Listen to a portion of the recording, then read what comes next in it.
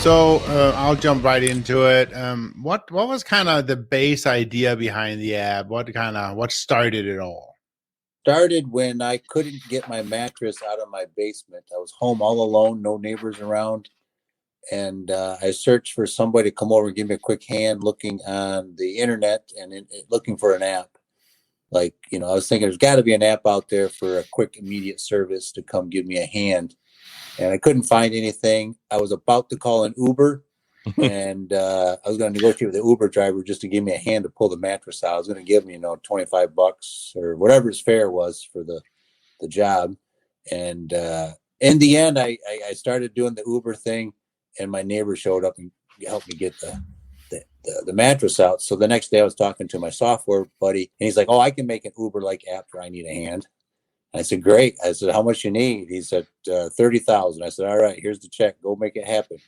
And 3 years later, and a lot more than 30,000, we finally got the app out there. Yeah, that's how it ends up being, right? Because then you have feature creep and all the other additional, this could be cool if it could, make coffee too. I get it. I'm a software developer. I deal with that every day. So one of the questions I had is, who's your competition out there? Is there other apps that do this already? Yeah, I mean, there's Thumbtack, there's TaskRabbit.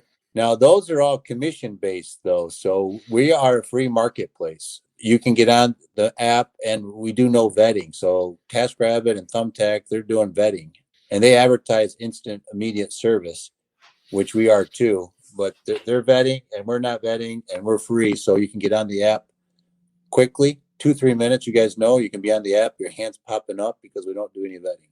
So how do you make money on that? How do you, how do you guys make money? Well, our initial plan was to go nonprofit, but it's very difficult to go nonprofit. So we're an S Corp. We're right now to cover our operational costs. And again, we're not looking to make $1 trillion off this or any real significant money. We're looking to cover our costs, and we've got advertisement. Okay. And we got sponsors. We got significant sponsors. We've got a nonprofit sponsoring some money, and we've got some, some friends that have successful businesses that are also sponsoring. Okay. And we got advertisement. So your goal of the app was not to make money then? The ultimate goal is not to make money. The ultimate goal is to take out the middleman. Wow. Okay. I feel like that's I don't know. I've never heard anyone that's going to spend all that money just to not make any money on it. So it's just odd for me. I'm kind of at a loss of question to ask because everyone we else talk to, they're all ready to make some cheddar. But I like the idea though, Michael. It's the whole purpose of connecting two people who have one person with a need and one person with a resource and make it happen. I get it. I think it's a great idea. So when we're looking at that and kind of thinking about that, when you say your purpose is not to make money and you mentioned nonprofit and stuff. So what is your main target audience for either side? I mean, obviously I understand that you do want the people, providing the services to get some kind of a compensation. I get that. But what is it? What do you see yourself? What do you see the main target audience? Is this like seniors who needs help? Or is it, not just handicap, but, what do you think your target audience is? Good question. My vision is the target audience is that person that has a established life. It's got a decent income and has needs around the house that they can spend the money to get someone to do the task. And then the younger person that doesn't have much to do, that is looking for some extra money, can connect with those people. So I love the example of raking leaves. The older generation, maybe they can't get out and run the rake like they used to. And there's probably a kid down the block, 2-3 doors, sitting in his basement playing video games that would be happier in hell to make $25 in an hour raking leaves. Right. Well, and I'm sure there is, but that brings me right into my next question about security. Mm-hmm. You said you guys don't do background checks, right? Correct. And I understand that probably one of the reasons you're doing that is because you want people to dig right into it. But do you have any kind of concerns at all about not doing it? I mean, what happened? So I have a 15-year-old boy, right? I'm not sure I'm that comfortable just sending him down 5-10 houses if I don't know the people. I mean, and do that. Unfortunately, in today's world, I mean, is that something we can just do? I guess it is, maybe, but I'm a little bit worried about it, though. I would think. Do you know what I'm asking? Yeah, it's not much different from the neighbor kid putting flyers in everybody's mailbox saying, "Hey, I'm available to do odd jobs around the house," right? And or odd jobs. And the neighbor calls them up that's 10 doors down. There's got to be some logical vetting there. The parents have got to say, okay, I've seen that person outside walking. I've seen, they come and go as normal people. They got to make some judgments there. Yeah. It's just like a newspaper ad, Craigslist, anything that is where you have to do your own vetting, right? Right. So you must have something in your terms of service or when they sign something that says you're not responsible for any of that. Because with the suit, such a sue happy society, I think that would be an issue. Correct. That's in the terms of usage. And one of the big reasons why we don't have that liability is we're not taking any money in via the app and giving out any money. So the money exchange is directly from the service provider, from the customer to the service provider. So we're just making the connection. They're responsible for the vetting and the money exchange. Okay. Yeah, it's just so bizarre to me that you don't want to make money. Like I'm it's just so weird because why would you spend all that money on creating an app? Because I'm sure you've spent well over 30,000. Yeah. Well, I've been having a ball with it. I've been a service provider and I've been a user of the app. I've had young kids come over and move dirt in my yard, and I just love making that connection. It almost made me cry when I went to my neighbor across the street who's been dying to get someone to help him out, made the connection with the app, and he was on television. He was on the Fox 7 news program, and he was ecstatic. He used the kid for 2 days. Yeah. And for me, that just sends chills down my body to make that connection. I kind of feel like God put me on this earth to help people connect, and this is what I'm doing. This is what we're doing with this app. So are you maybe I missed it before we started, but what do you do for your day job then?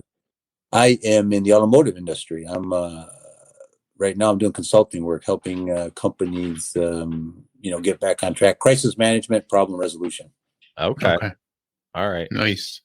So I think the next question we have probably answers itself because you kind of alluded to it a little bit. But so basically, since there's no fee structure and you're not getting any money at all for it, do you have any insurance needs at all for your providers or for your people? What happens if you make a connection and Johnny goes and he wants to rake leaves, but he ends up, I don't know, accidentally killing the pet. I'm just maybe not, but you know what I mean?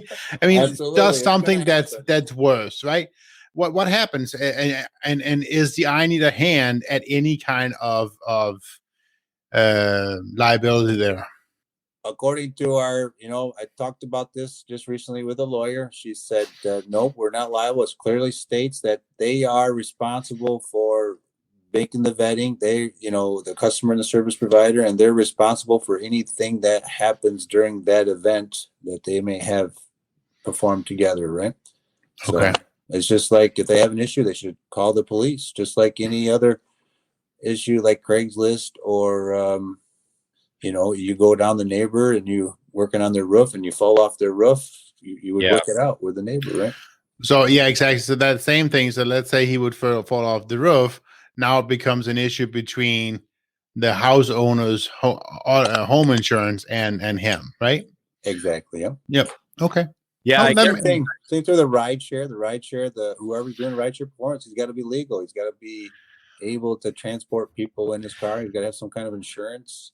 So that one was a little bit more iffy to me when I saw that, because that's a big one, obviously. And I know we obviously do a lot in the whole rideshare industry, and insurance is a huge thing. Insurance is a very, very, very big thing. And I think that was kind of an immediate flag. So I've been kind of watching the app, and there's probably, you must have just opened up for Grand App. It's not that long ago, because there's not that many providers most of the time.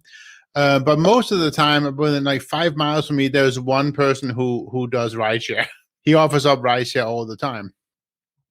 And in his case, though, I don't even know it's enough for him to just have the rider. He needs to have a full commercial policy. I don't who think knows? They are in Grand Rapids currently. I've seen when I log into the app, I see people offering services in Grand Rapids. Is that not what I'm supposed to see, Michael? Yeah, we haven't launched in Grand Rapids. If you look on the map in Detroit, you'll see quite a lot of hands. Right. And, I think there's like 20 ride shares on there. And I know one of them, he's actually got like a limousine service. Oh, nice. Yeah. So he's on there using it and it's got a nice feature where he's telling his customers to use the app and tag them as a heart. There's a function there where you can mark a favorite for your service providers. And then instead of a hand, it pops up as a heart. Yeah, I mean, I think that, bringing that up as that driver, it's kind of like you can kind of create your own business and be like, if this is what I do, I fix roofs or whatever, or drive people around, and you can create connections through that. Now, is there a rating system at all on the app? Yeah, and that's what we're finding that's not happening because people aren't going through the full work order process. I mean, we created a pretty simple process. After you send the work request, it just asks you to start it and stop it, and then after you stop it or complete it, it gives you a chance to rate. And we're finding a lot of people are making the connections just looking on the map. They're looking on the map, they see the hand, and they just start messaging. And they start calling, and the connection is made. And they're not going through the process of the work order to rate. So we got to figure out a way to get the ratings in there. I don't have a clever way yet. If you think of something, let me know. Well, the struggle is too that there really is very little reason for them to go back, right? That's the problem. Yeah. Because they got the job done. I mean, Uber struggled with that too when they first added the whole tipping part.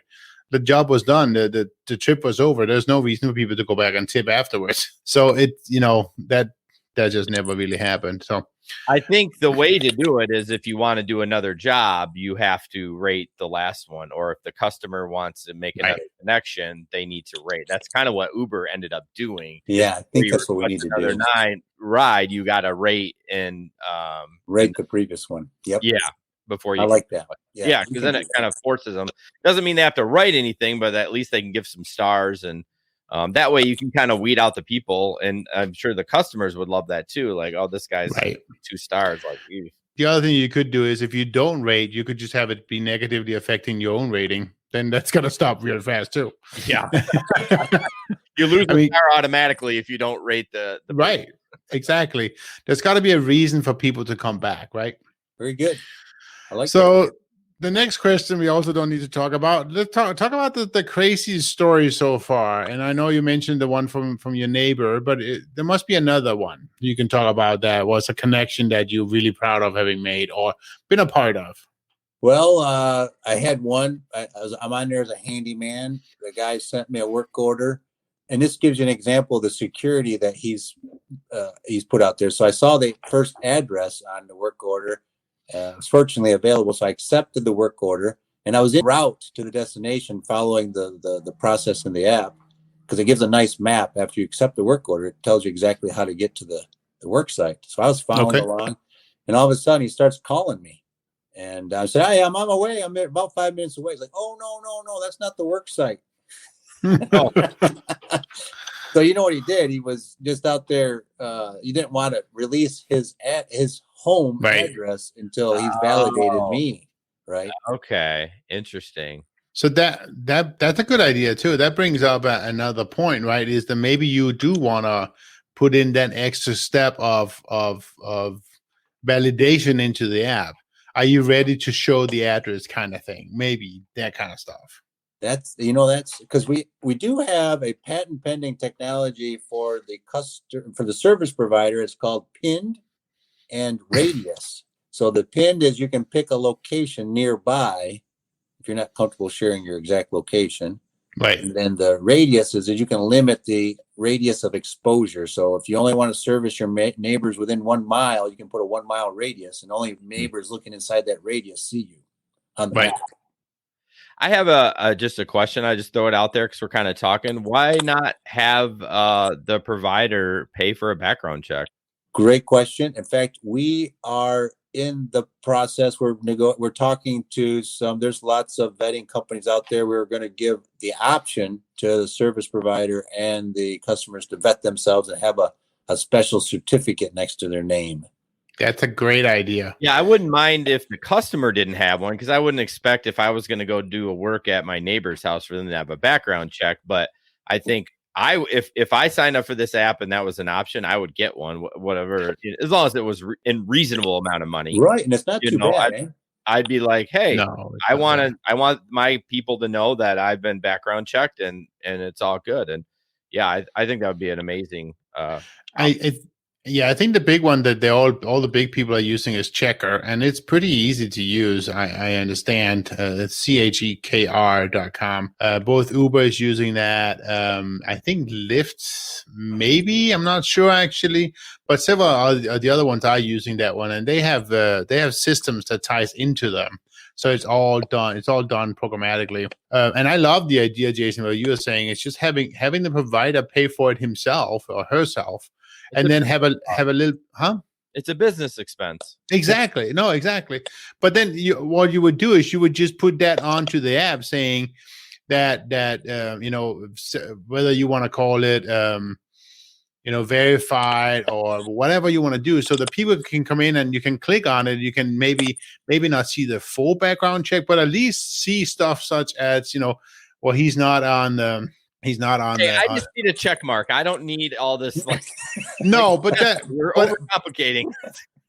but maybe at least somewhere in the app, tell them what that check mark means. Right. Oh, absolutely. And there's probably a place for a profile, I assume, where you can put your picture and your experience and those kind of things. But yeah, I think having those features would be great. I know that one of our sponsors, Oil Uber, has had it's pretty tough to integrate that into the app and the website. I guess that's what they were complaining about. But you can run them manually pretty easy, I guess. So I don't know. That's just what I heard. Just adding on to that checker, there is a spot in your profile to put links. Okay. So, for example, I have a certificate on Home Advisor. Okay. Yep. As a handyman. So I put that link to that certificate in my profile. Huge. That's a good idea. Yeah. Interesting. So that's easy to do. And you can paste your Facebook link. You can paste your LinkedIn. So it just gives more information to validate you. Right? Well, that's such a good idea, because I know when I buy stuff on Facebook Marketplace, I immediately go to their profile because I'm like, okay, where does this guy live? Like, what's he posting? I'm not trying to judge them, but if he's like flashing gang signs and's got a pistol and something, I don't think I'm going to do business with him. Not that I've experienced that, but and if he's only got like 2 friends, right? Yeah, right. And even Facebook has that rating system too. So I've never had a bad experience on there. But so moving forward, when do you anticipate on expanding as far as in Michigan? So we just launched in my hometown, Athens, East Leroy, Climax, and Scotts, what we called ACES region. And we did that last week. And our goal is to do Lansing in November. And then I'm hoping we get over to Grand Rapids in January. Okay, cool. You got to go faster than that. I have a big pile of trash that got to get moved. Come on. I can really see you pitching this as an app to grow your own business. I really get it. That's what it sounds like to me. An app to grow your own business. Are you, there's somebody in our next door group that they get so many rave reviews of the work they do. And they're just, they do landscaping and lawn cleanup. I just feel like that. What a great way to connect with a lot of people and to say, hey, this is my profile. This is what I do. So I think it's great. I want you to make money though. You invested all that time and money. I just feel like you should make a little bit of money. I don't know. or someone would buy it from you, and then you can retire. There you go. Well, maybe go out and get sponsorships from some of the big local home improvement stores and stuff like that, and put ads like of them into the app. Yeah, there's a button there. It says in the About section, it talks about help the cause, and we do have a sponsor section. We got two sponsors that are going to go on to that probably in the next weeks, and we're looking for more. It's not too bad of a price. It's $500 to get on that page. For how long? For we were thinking about 1 year. 1 year to be on that. Okay. And not list. It's a list. It's just like National Public Radio. Have their sponsors. Yeah. And that's kind of the same idea that we're thinking. And then we give them access to the link. So we'll have all the sponsors, and we're thinking about putting the ones that donate the most on the top. Right? Well, yeah. And then as you go down, you can see who's sponsoring the app, who believes in the mission. And then if you click on those sponsors, it goes to their link. Ooh, Jesper, we may have to have an off-camera conversation. I know what you're thinking. We don't have any money. Hey, I don't know if that's reasonable. Well, I was going to pitch to you if you were. I didn't know it was. Obviously, I didn't do my research as well as I should have, but I always pitch to the interviews I have. I'm like, hey, we are looking for sponsors on our show. Well, yeah, let's talk off camera, because I think you guys are doing a great thing. Okay. I mean, how are you guys making money? How are you covering your costs? Well, we have sponsors. We Irvine's Auto Repair in Grand Rapids Hybrid. They've been a sponsor for a while, and then they signed for a year. So we've had and then we have Oil Uber, and so they come and go, but we don't charge that much either. So we're not like we're national, and I'm honestly our second biggest audience is in California, but yeah, that's kind of how we're covering our costs. Yeah. And Michael, we're not making buco bucks either. No. I mean, if we make $10 according to Uncle Sam at the end of the year, I'll be happy. So. Yeah. Well, you guys, you know what I call you guys? I call you guys the voice of the gig economy. Well, I like that. We're looking for we actually got an intro guy that we've been working with, and we had one for a while, but we got rid of it because we actually rebranded. We used to be called GR Rideshare Adventures, but then as the gig economy blew up, I'm like, man, we need to rebrand. So we're looking. That's good. The voice of the gig economy. And you guys know what the face of the gig economy is. Oh gosh. Who? Come on. It's not that easy. What are we talking about here? Oh, I need a hand. That's our one of our slogans. Face to the gig economy. Oh, I didn't know that. I'm sorry, Michael. That's again, we did not do I haven't put it out there very strong. I have not seen that, and I even have had the app installed several. And I haven't publicized it, but that's just a thought. What did you guys think about that slogan for us? Face to the gig economy. Yeah, I like it. Yeah. I mean, a hand for the gig economy. Right. A hand for the gig economy. Because your logo is a hand. Your name is I Need a Hand. So might as well throw that in there. One of the things that I like a lot about I Need a Hand is it doesn't provide one bucket. We talk a lot about buckets. We talk a lot about creating several different buckets in the gig economy. And it's very important not to just have one gig. Because one gig can change or disappear or whatever from day to day. And I think your app provides many different kinds of buckets for a true gig economy worker. You don't have to just do one thing. You can do rideshare, you can do help, you can do shopping, you can do anything using the I Need a Hand app, right? And I think so that's interesting. It's not like most of the other services, they provide one bucket. And you have to sign up and be vetted by each service. Like Shipt, it's only one bucket. Uber, it's one bucket. Lyft, one bucket. I mean, it's the same thing all the time. Whereas I Need a Hand, there's many different services you can provide. There's many different buckets in there that you can open yourself up for. Just tying back to what Jason said a moment ago, it's really a way for you to very, very quickly expand on your business if you want to just be your own boss. I like what you guys are saying. I know. I see you writing stuff down. I appreciate that. You gave guys are very important. Yeah, and we gave you some stuff. So, Michael, well, thank you so much. Thanks for the time. I really appreciate that.